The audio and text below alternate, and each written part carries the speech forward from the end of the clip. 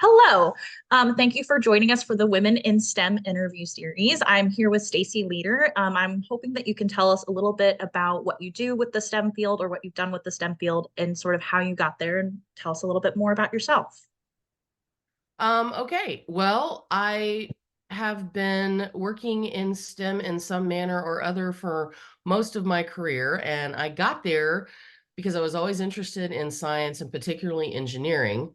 Um, I studied chemical engineering in college. I did not end up with a chemical engineering degree, but I did go back and get a master's degree in engineering management after I got involved in computers. I never really studied computers in college except for a small amount, but after I graduated from college and got my first job, I found that I really enjoyed working with computers, and I pursued a number of professional certifications in the software field.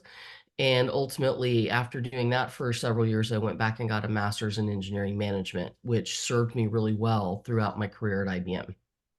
Wow, that's a pretty illustrious college experience. Did you find that there were things that you loved most or something that you loved most about the science and the computers and the Well, I will tell you the reason I originally started studying chemical engineering, and I found that I did not want to be in that field because in my exposure to the work in that field, I found that I did not have as much communication with people, and I really like to interact with people.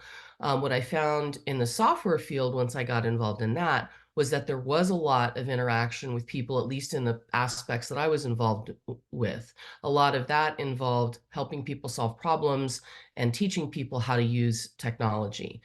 And so those two things in particular, where I was very passionate about solving problems and seeing the way software could be applied to solving problems and allowing people to do their jobs better or more quickly, very much appealed to me. And I love teaching. So taking those two things together and applying them in a field that I found to be very fascinating was a really nice career move for me.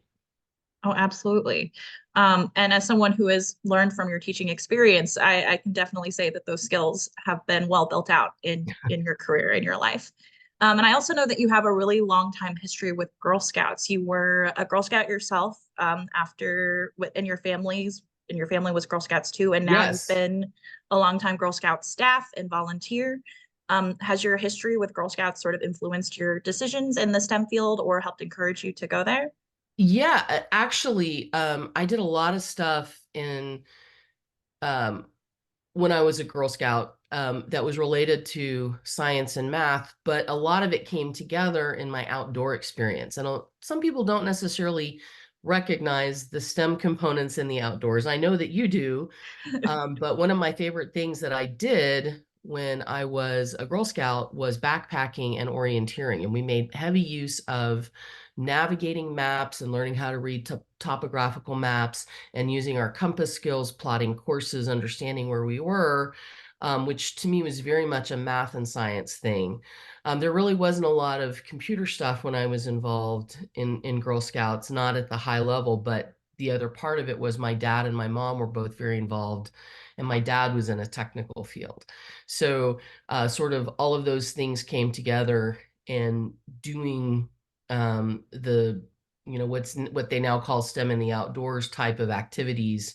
That's something that's been very passionate that I've been very passionate about, and it's been something that I've done my entire life. As you mentioned, I've been camp staff. I've been a very long time Girl Scout volunteer, and I've always used those outdoor skills, and particularly the things related to building fires, which is all about science, and orienteering. And I love to teach and lead orienteering, and I think it's a great way to get people interested in using math and science without saying, "Oh, hey, you're using math and science."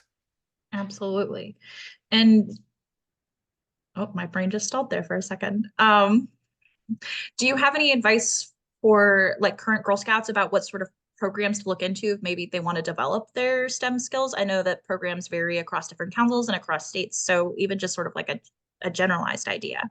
So my generalized idea is be well-rounded.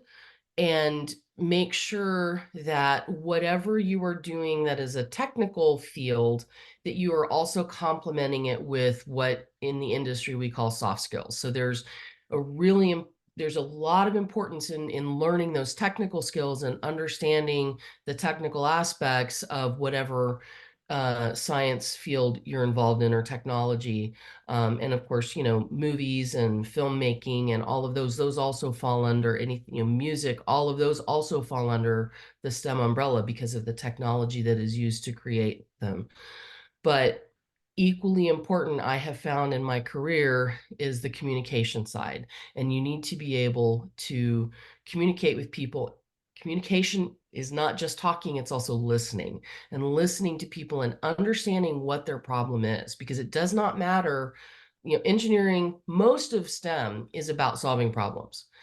And it does not matter how good a solution is if it doesn't solve the right problem. And we cannot, as practitioners, solve the right problem if we're not listening.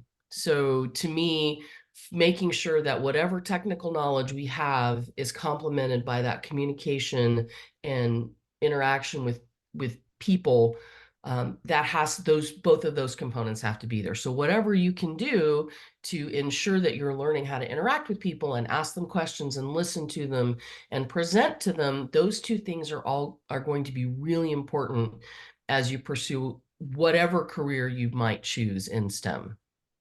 Absolutely. And I love that you brought that up, because sometimes with STEM we focus so much on, the science and the math, that we forget about some of those other pieces that come from just being a good worker, or just being a good listener, being those good communicators and those skills. So thank you so much for bringing that up. Well, Um, thank you. all right.